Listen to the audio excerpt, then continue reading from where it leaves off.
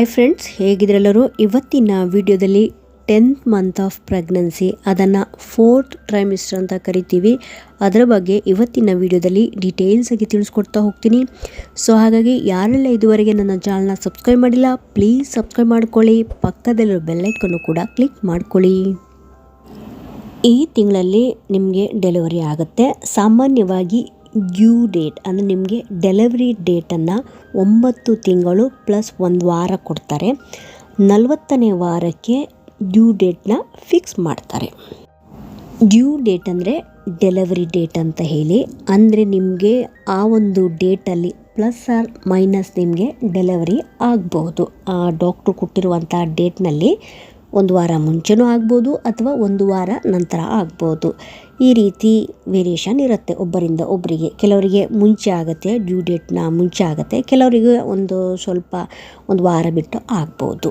ಆದರೆ ನಿಮಗೆ ಯಾವಾಗ ಡ್ಯೂ ಡೇಟ್ ಕೊಟ್ಟಿದ್ದಾರೆ ಆ ಡೇಟ್ ದಾಟ್ತಾ ಇದ್ದರೆ ನೀವು ನೆಗ್ಲೆಕ್ಟ್ ಮಾಡಲಿಕ್ಕಿಲ್ಲ. ಅಗತ್ಯವಾಗಿ ಡಾಕ್ಟ್ರನ್ನ ಕನ್ಸಲ್ಟ್ ಮಾಡಿ ನೀವು ವಿಚಾರಿಸ್ಬೇಕಾಗತ್ತೆ. ಇವಾಗ ನಿಮಗೆ ಡ್ಯೂ ಡೇಟ್ ಬಂದಿದೆ, ನಾರ್ಮಲ್ ಡೆಲಿವರಿ ಆಗೋದಾದರೆ ಯಾವೆಲ್ಲ ಬದಲಾವಣೆ ಆಗುತ್ತೆ ಅಂತ ಹೇಳಿ ನೋಡ್ತಾ ಹೋಗೋಣ. ಇವಾಗ ನೀವು ಸಾಮಾನ್ಯವಾಗಿ ಎಲ್ಲ ಟೆಸ್ಟ್ಗಳನ್ನು ಮಾಡಿ ಎಲ್ಲದೂ ನಾರ್ಮಲ್ ಆಗಿದ್ದು ಥ್ರೂಔಟ್ ದ ಪ್ರೆಗ್ನೆನ್ಸಿಯಲ್ಲಿ ಯಾವುದೇ ರೀತಿ ಸಮಸ್ಯೆ ಇಲ್ಲ ಅಂತ ಹೇಳಿದರೆ, ಕೆಲವರಿಗೆ ನ್ಯಾಚುರಲ್ ಆಗಿ ಹೆರಿಗೆ ನೋವು ಅಂದರೆ ಲೇಬರ್ ಪೇನ್ ಬರುವಂಥ ಸಾಧ್ಯತೆ ಇರುತ್ತೆ. ಇನ್ನು ಕೆಲವರಿಗೆ ಡ್ಯೂ ಡೇಟ್ ಹತ್ತಿರ ಬಂದ್ರೂ ಅಥವಾ ಡ್ಯೂ ಡೇಟ್ ಬಂದ್ರೂ ಪೇಯ್ನ್ ಬರೋದಿಲ್ಲ. ಅಂಥವರಿಗೆ ಪೇಯ್ನ್ ಬರಲಿಕ್ಕೆ ಪೇಯ್ನನ್ನು ಇಂಡ್ಯೂಸ್ ಮಾಡಲಾಗುತ್ತೆ. ಅದನ್ನು ಇಂಡಕ್ಷನ್ ಆಫ್ ಲೇಬರ್ ಅಂತ ಕರಿತೀವಿ. ಇವಾಗ ತಿಂಗಳು ತುಂಬಿ ನ್ಯಾಚುರಲ್ ಆಗಿ ಹೆರಿಗೆ ನೋವು ಬಂದರೆ ತುಂಬ ಒಳ್ಳೆಯದು.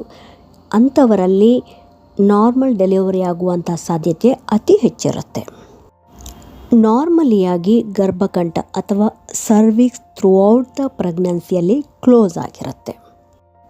ಬಟ್ ಯಾವಾಗ ನಿಮಗೆ ಹೆರಿಗೆ ನೋವು ಸ್ಟಾರ್ಟ್ ಆಗುತ್ತೆ, ನಿಧಾನವಾಗಿ ಹಂತವಾಗಿ ಸರ್ವಿಕ್ಸ್ ಓಪನ್ ಆಗಲಿಕ್ಕೆ ಸ್ಟಾರ್ಟ್ ಆಗುತ್ತೆ. ಅಂದರೆ ನಿಮ್ಮ ಗರ್ಭಕಂಠ ಡೆಲಿವರಿ ಆಗಲಿಕ್ಕೆ, ಬೇಬಿ ಹೊರಗಡೆ ಬರಲಿಕ್ಕೆ ಓಪನ್ ಆಗ್ತಾ ಇರುತ್ತೆ. ಇಲ್ಲಿ ನೀವು ಗಮನಿಸಬೇಕಾದ ವಿಷಯ, ಥ್ರೂಔಟ್ ದ ಪ್ರೆಗ್ನೆನ್ಸಿಯಲ್ಲಿ ನಿಮ್ಮ ಸರ್ವಿಕ್ಸ್ ಅಥವಾ ಗರ್ಭಕಂಠ ಏನಾಗುತ್ತೆ, ಮ್ಯೂಕಸ್ ಪ್ಲಗ್ ಅಥವಾ ಜಲ್ಲಿ ಥರ ಇರುತ್ತೆ ಅಥವಾ ಜಾಮ್ ಥರ ಇರುತ್ತೆ, ಅದರಿಂದ ಅದು ಕ್ಲೋಸ್ ಆಗಿರುತ್ತೆ. ಯಾವಾಗ ನಿಮಗೆ ಹೆರಿಗೆ ನೋವು ಸ್ಟಾರ್ಟ್ ಆಗುತ್ತೆ, ಇನ್ನೇನು ಬೇಬಿ ಹೊರಗಡೆ ಬರಬೇಕು ಅಂತಹ ಸಂದರ್ಭದಲ್ಲಿ ಈ ಮ್ಯೂಕಸ್ ಪ್ಲಗ್ ಅಂದರೆ ಗರ್ಭಕಂಠವನ್ನು ಕ್ಲೋಸ್ ಮಾಡಿರುವಂತಹ ಈ ಒಂದು ಮ್ಯೂಕಸ್ ಪ್ಲಗ್ ಡಿಸ್ಚಾರ್ಜ್ ಆಗಿ ಹೊರಗಡೆ ಬರುತ್ತೆ. ಅದು ಬ್ಲಡ್ ಮಿಕ್ಸ್ಡ್ ಆಗಿರ್ಬೋದು ಅಥವಾ ಜಲ್ಲಿ ಅಥವಾ ಜಾಮ್ ಟೈಪಲ್ಲೂ ಇದು ಕಾಣಿಸ್ಕೊಳ್ಳುತ್ತೆ. ಹೀಗೆ ನಿಮ್ಮ ಹೆರಿಗೆ ನೋವು ಸ್ಟಾರ್ಟ್ ಆಗುವಂಥ ಸಂದರ್ಭದಲ್ಲಿ ನಿಮ್ಮ ಸರ್ವಿಕ್ಸ್ ಏನಾಗುತ್ತೆ, ಗಂಟೆಗೆ 1 ಸೆಂಟಿಮೀಟರ್ ಥರ ಓಪನ್ ಆಗಿ 10 ಸೆಂಟಿಮೀಟರ್ ತನಕ ಓಪನ್ ಆಗುತ್ತೆ. ಯಾವಾಗ ನಿಮ್ಮ ಗರ್ಭಕಂಠ 10 ಸೆಂಟಿಮೀಟರ್ ಓಪನ್ ಆಗುತ್ತೆ, ನಿಮಗೆ ನಾರ್ಮಲ್ ಡೆಲಿವರಿ ಆಗುವಂಥದ್ದು. ಆದರೆ ಈ ಒಂದು ನಿಮ್ಮ ಸರ್ವಿಕ್ಸ್ ಅಥವಾ ಗರ್ಭಕಂಠ ಓಪನ್ ಆಗುವಂಥದ್ದಿದೆಯಲ್ಲ, ಅದು ಒಬ್ಬರಿಂದ ಒಬ್ಬರಿಗೆ ಡಿಫ್ರೆಂಟ್ ಆಗಿರುತ್ತೆ. ಕೆಲವರಿಗೆ ಬೇಗನೂ ಓಪನ್ ಆಗ್ಬೋದು ಅಥವಾ ಇನ್ನು ಕೆಲವರಿಗೆ ಸಮಯ ತೆಗೆದುಕೊಳ್ಳುತ್ತೆ. 8 ಗಂಟೆ ತೊಗೊಳ್ಬೋದು, 9 ಗಂಟೆ ತೊಗೊಳ್ಬೋದು, 10 ಗಂಟೆ, 12 ಗಂಟೆ, ಈ ರೀತಿ ಒಬ್ಬರಿಂದ ಒಬ್ಬರಿಗೆ ಈ ಒಂದು ಹೆರಿಗೆಯ ಸಮಯ ಡಿಫ್ರೆಂಟ್ ಆಗಿರುವಂಥದ್ದು. ಕೆಲವರಿಗೆ ಬೇಗನೂ ಆಗ್ಬೋದು, ಇನ್ನು ಕೆಲವರಿಗೆ ಸಮಯ ಹಿಡಿಬೋದು. ಈ ಒಂದು ಸಂದರ್ಭದಲ್ಲಿ ಏನಾಗುತ್ತೆ, ಈ ಹೆರಿಗೆ ನೋವು ಬರುವಂಥ ಸಂದರ್ಭದಲ್ಲಿ ಮಗುವಿನ ಸುತ್ತ ಇರುವಂತಹ ನೀರು ಕೂಡ ಲೀಕೇಜ್ ಆಗುತ್ತೆ. ಅದನ್ನು ಅಮ್ಯುನಿಟಿ ಫ್ಲೂಯಿಡ್ ಅಂತ ಕರಿತೀವಿ. ಇದು ಕ್ಲಿಯರ್ ಆಗಿರಬೇಕು. ಒಂದು ವೇಳೆ ಈ ನೀರಲ್ಲಿ ಏನಾದರೂ ಗ್ರೀನ್ ಕಲರಲ್ಲಿ ಅಥವಾ ಬ್ಲ್ಯಾಕ್ ಕಲರಲ್ಲಿ ಏನಾದರೂ ಕಾಣಿಸ್ಕೊಂಡ್ರೆ, ಡಿಸ್ಚಾರ್ಜ್ ಆಗ್ತಾ ಇದ್ದರೆ, ಆ ಒಂದು ಸಂದರ್ಭದಲ್ಲಿ ನಿಮ್ಮ ಗರ್ಭದ ಒಳಗೆ ಮಗು ಮೋಷನ್ ಮಾಡಿಕೊಂಡಿದೆ ಅಂತೇಳಿ ಅರ್ಥ. ಈ ರೀತಿ ಏನಾದರೂ ಆದರೆ ಮಗು ಉಸಿರಾಡುವಾಗ ಮೋಷನ್ ಅಥವಾ ಗಲೀಜ್ ಏನಾದರೂ ಲಂಗ್ಸ್ನ ಒಳಗಡೆ ಹೋದರೆ, ಮಗುವಿನ ಲಂಗ್ಸ್ನ ಒಳಗಡೆ ಹೋದರೆ ಉಸಿರಾಡಲಿಕ್ಕೆ ತುಂಬಾ ಕಷ್ಟ ಆಗ್ಬೋದು. ಮಗುವಿನ ಹಾರ್ಟ್ ಬೀಟ್ನಲ್ಲೂ ತುಂಬಾ ವೇರಿಯೇಷನ್ ಆಗುತ್ತೆ. ಅಂತಹ ಸಂದರ್ಭದಲ್ಲಿ ಡಾಕ್ಟ್ರು ತಕ್ಷಣ ಸಿಸೇರಿಯನ್ ಸೆಕ್ಷನನ್ನೇ ಚೂಸ್ ಮಾಡ್ತಾರೆ. ಇಂತಹ ಸಂದರ್ಭದಲ್ಲಿ ಡಾಕ್ಟರ್ಸ್ ಆದಷ್ಟು ಬೇಗ ಮಗುವನ್ನು ಸಿ ಸೆಕ್ಷನ್ ಮಾಡುವುದರ ಮೂಲಕ ಡೆಲಿವರಿ ಮಾಡಿಸ್ಬೇಕು, ಅಂದರೆ ಹೊರಗಡೆ ತೆಗಿಬೇಕೆಂಬ ಇಂಟೆನ್ಷನ್ ಇರುತ್ತೆ. ಯಾಕಂದರೆ ಈ ಒಂದು ಸಂದರ್ಭದಲ್ಲಿ ನಾರ್ಮಲ್ ಡೆಲಿವರಿ ಮಾಡಲಿಕ್ಕೆ ಸಾಧ್ಯನೇ ಇಲ್ಲ, ಮಗುವಿಗೆ ತುಂಬಾ ಸಮಸ್ಯೆ ಆಗುವಂಥ ಸಾಧ್ಯತೆ ಇರುತ್ತೆ. ಇದು ಬಿಟ್ಟರೆ ಮಗುವಿನ ಹಾರ್ಟ್ ಬೀಟ್ ಚೆನ್ನಾಗಿದೆ, ವಾಟರ್ ಕ್ಲಿಯರ್ ಆಗಿದೆ, ಅಂದರೆ ಮಗುವಿನ ಸುತ್ತ ಇರುವಂತಹ ನೀರು ಕ್ಲಿಯರಾಗಿ ಡಿಸ್ಚಾರ್ಜ್ ಆಗ್ತಾ ಇದೆ, ಮತ್ತು ನಿಮಗೆ ಪೇಯ್ನ್ ಕೂಡ ಟಾಲ್ರೇಟ್ ಮಾಡಲಿಕ್ಕೆ ಆಗ್ತಾ ಇದೆ. ನಿಮ್ಮ ಸರ್ವಿಕ್ಸ್ ಅಂದರೆ ಗರ್ಭಕಂಠ ಕೂಡ ಕರೆಕ್ಟಾಗಿ ಎಷ್ಟು ಓಪನ್ ಆಗಬೇಕು ಆ ಒಂದು ಸಂದರ್ಭದಲ್ಲಿ ಓಪನ್ ಆಗ್ತಾನೆ ಹೋಗ್ತಾ ಇದೆ ಹಂತವಾಗಿ ಅಂತ ಹೇಳಿದರೆ, ಅಂಥವರಿಗೆ ಯಾವುದೇ ಸಮಸ್ಯೆ ಇಲ್ಲದೆ ನಾರ್ಮಲ್ ಡೆಲಿವರಿ ಆಗುತ್ತೆ. ಒಟ್ಟಾರೆಯಾಗಿ ಹೇಳಬೇಕಂತ ಹೇಳಿದರೆ ನಾರ್ಮಲ್ ಡೆಲಿವರಿ ಆಗುವಂಥ ಸಂದರ್ಭದಲ್ಲಿ ನಿಮ್ಮ ಕಂಡೀಷನ್ ಕೂಡ ಚೆನ್ನಾಗಿರಬೇಕು, ಪೇಯ್ನ್ ಟಾಲ್ರೇಟ್ ಮಾಡುವಂಥ ಶಕ್ತಿ ಕೂಡ ನಿಮಗೆ ಇರಬೇಕು, ಗರ್ಭದಲ್ಲಿರುವಂತಹ ಮಗುವಿನ ಕಂಡೀಷನ್ ಕೂಡ ಚೆನ್ನಾಗಿರಬೇಕಾಗತ್ತೆ. ಇನ್ನು ಕೆಲವರಿಗೆ ಏನಾಗುತ್ತೆ ಅಂತ ಹೇಳಿದರೆ ಅವರು ತುಂಬ ಪೇಯ್ನನ್ನು ತಡೆದುಕೊಳ್ಳುವಂಥ ಶಕ್ತಿ ಇರೋದಿಲ್ಲ. ತಡೆದುಕೊಳ್ಳುವಷ್ಟು ಅವರು ತಡೆದುಕೊಳ್ತಾರೆ, ಅದಕ್ಕಿಂತ ಮೀರಿದರೆ ಅವರಿಗೆ ತಡೆದುಕೊಳ್ಳುವ ಶಕ್ತಿ ಇರೋದಿಲ್ಲ. ಅಂಥವ್ರು ಏನು ಮಾಡಬೇಕಾಗುತ್ತೆ ಅಂತ ಹೇಳಿದರೆ, ನಿಮಗೆ ಡೆಲಿವರಿ ಆಗಲಿಕ್ಕೆ ಇನ್ನೇನು 3 to 4 ವೀಕ್ಸ್ ಇದೆ ಅಂತ ಹೇಳಿದರೆ, ನೀವು ಡೆಲಿವರಿ ಮಾಡಿಸಿಕೊಳ್ಳುವಂತಹ ಡಾಕ್ಟ್ರನ್ನ ಕನ್ಸಲ್ಟ್ ಮಾಡಿ ಎಪಿಡ್ಯೂರಲ್ ಅನಲ್ಜೆಸಿಯಾದ ಬಗ್ಗೆ ನೀವು ಡಿಸ್ಕಸ್ ಮಾಡಬೇಕಾಗತ್ತೆ. ಈ ಒಂದು ಇಂಜೆಕ್ಷನ್ ಕೊಟ್ಟಿದ್ರೂ ನಿಮ್ಮ ಯೂಟ್ರಸ್ ಏನು ಕೆಲಸ ಮಾಡಬೇಕು ಆ ಕೆಲಸ ಮಾಡ್ತಾನೆ ಇರುತ್ತೆ. ಆ ಒಂದು ಸಂದರ್ಭದಲ್ಲಿ ಅಂದರೆ ಯೂಟ್ರಸ್ ಕಾಂಟ್ರಾಕ್ಷನ್ ಆಗ್ತಾನೆ ಇರುತ್ತೆ, ಆದರೆ ಪೇಯ್ನ್ ನಿಮಗೆ ಅಷ್ಟರ ಮಟ್ಟಿಗೆ ಗೊತ್ತಾಗೋದಿಲ್ಲ. ಕೆಲವರಿಗೆ ಈ ಒಂದು ಇಂಜೆಕ್ಷನ್ ತೊಗೊಂಡಿದ್ರೆ ಬ್ಯಾಕ್ ಪೇನ್ ಬರುತ್ತೆ ಮತ್ತು ನಾರ್ಮಲ್ ಡೆಲಿವರಿ ಆಗಲ್ಲ ಎಂಬ ನಂಬಿಕೆ ಇರುತ್ತೆ. ಆ ರೀತಿಯೇನೂ ಆಗೋದಿಲ್ಲ. ನಿಮಗೆ ಡೆಲಿವರಿಗೆ ಹೋಗಿದ ತಕ್ಷಣ ಈ ಒಂದು ಇಂಜೆಕ್ಷನ್ ಕೊಡೋದಿಲ್ಲ. ಫಸ್ಟು ನೀವು ಆ ನೋವನ್ನು ಟಾಲ್ರೇಟ್ ಮಾಡಲೇಬೇಕಾಗತ್ತೆ. ಇಷ್ಟು ಗಂಟೆ ಮೇಲೆ ಆ ನೋವನ್ನು ಟಾಲ್ರೇಟ್ ಮಾಡಿದ ಮೇಲೆ ಆ ನೋವು ತುಂಬ ಪೀಕಲ್ಲಿದೆ, ಇನ್ನೇನು ನನಗೆ ತಡೆದುಕೊಳ್ಳೋಕ್ಕೆ ಆಗ್ತಾ ಇಲ್ಲ ಅಂತ ಹೇಳಿದರೆ, ಆ ಒಂದು ಸಂದರ್ಭದಲ್ಲಿ ನೀವು ಈ ಇಂಜೆಕ್ಷನ್ನ ಮೊರೆ ಹೋಗ್ಬೋದು. ಅಂತಹ ಸಂದರ್ಭದಲ್ಲಿ ಈ ಇಂಜೆಕ್ಷನ್ ಎಫೆಕ್ಟಿವ್ ಆಗಿ ಕೆಲಸ ಮಾಡುತ್ತೆ. ಅಂದರೆ ದೊಡ್ಡ ಮಟ್ಟದಲ್ಲಿ ಬರುವಂತಹ ಪೇಯ್ನ್ ಏನು ಕಡಿಮೆ ಮಾಡಿ ನಿಮಗೆ ಲೈಟಾಗಿ ಪೇಯ್ನ್ ಫೀಲ್ ಆಗುವಂಥದ್ದು. ಇದು ಇವಾಗ ಎಲ್ಲ ದೊಡ್ಡ ದೊಡ್ಡ ಹಾಸ್ಪಿಟ್ಲ್ಗಳಲ್ಲಿ ಅವೈಲಬಲ್ ಇದೆ. ನಿಮಗೆ ಇಷ್ಟ ಇದ್ದರೆ ನೀವು ಡೆಲಿವರಿ ಆಗುವಂತಹ 3 to 4 ವೀಕ್ಸ್ನ ಮುಂಚೆ ಇದರ ಬಗ್ಗೆ ನೀವು ಡಿಸ್ಕಸ್ ಮಾಡೋದು ಒಳ್ಳೆಯದು. ಆವಾಗ ಅವರು ಅದರ ಬಗ್ಗೆ ಪ್ರತಿಯೊಂದನ್ನು ಎಕ್ಸ್ಪ್ಲೇನ್ ಮಾಡಿ ಹೇಳ್ತಾರೆ. ಸಾಮಾನ್ಯವಾಗಿ ಎಲ್ಲರೂ ಅವರ ಒಂದು ಪ್ರೆಗ್ನೆನ್ಸಿ ಹೋಲ್ ಜರ್ನಿಯಲ್ಲಿ ನಾರ್ಮಲ್ ಆಗಿ ಇರ್ತಾರೆ. ಥ್ರೂ ಔಟ್ ದ ಪ್ರೆಗ್ನೆನ್ಸಿಯಲ್ಲಿ ಯಾವುದೇ ರೀತಿ ಸಮಸ್ಯೆ ಇರೋದಿಲ್ಲ, ಮತ್ತು ಅವರು ನಾರ್ಮಲ್ ಡೆಲಿವರಿಗೆ ಯಾವುದೇ ರೀತಿಯ ಪೇಯ್ನ್ ಬಂದ್ರೂ ನಾನು ತಡ್ಕೊಳ್ತೀನಿ ಅಂತ ಹೇಳಿ ಅವರು ನಂಬ್ಕೊಂಡಿರ್ತಾರೆ. ಬಟ್ ಯಾವಾಗ ಆ ಒಂದು ಸಮಯ ಬಂದಾಗ ಆ ಪೇಯ್ನ್ ಏನು ಪೀಕಲ್ಲಿರುತ್ತೆ ನೋಡಿ, ಆ ಒಂದು ಸಂದರ್ಭದಲ್ಲಿ ಅವರಿಗೆ ತಡ್ಕೊಳ್ಳುವಂಥ ಶಕ್ತಿ ಇಲ್ಲದೇ ಇರ್ಬೋದು. ಕೆಲವರಿಗೆ ಆಗುತ್ತೆ, ಆದರೆ ಕೆಲವರಿಗೆ ಆಗದೇ ಇರ್ಬೋದು. ತಡ್ಕೊಳ್ಳುವಷ್ಟು ತಡ್ಕೊಳ್ತಾರೆ, ತಡ್ಕೊಳ್ಳೋಕ್ಕೆ ಆಗದೇನೂ ಇರ್ಬೋದು. ಅಂತಹ ಸಂದರ್ಭದಲ್ಲಿ ನೀವು ಈ ಇಂಜೆಕ್ಷನ್ನ ಮೊರೆ ಹೋಗ್ಬೋದು. ಆ ಒಂದು ಸಂದರ್ಭದಲ್ಲಿ ನಿಮಗೆ ಡಾಕ್ಟ್ರು ಕೂಡ ಕೇಳ್ತಾರೆ ನಿನಗೆ ಇಂಜೆಕ್ಷನ್ ಬೇಕಾ ಅಂತ ಹೇಳಿ. ಆವಾಗ ನೀವು ಯೋಚನೆ ಮಾಡ್ಬೋದು ತೊಗೊಳ್ಬಾರ್ದಾ ಅಂತ ಹೇಳಿ. ಆ ಒಂದು ಸಂದರ್ಭದಲ್ಲಿ ನೀವು ಯಾವ ರೀತಿ ಪೇನನ್ನು ಟಾಲ್ರೇಟ್ ಮಾಡ್ತೀರಾ ಅದ್ರ ಮೇಲೆ ಅದು ಡಿಪೆಂಡ್ ಆಗಿರುತ್ತೆ.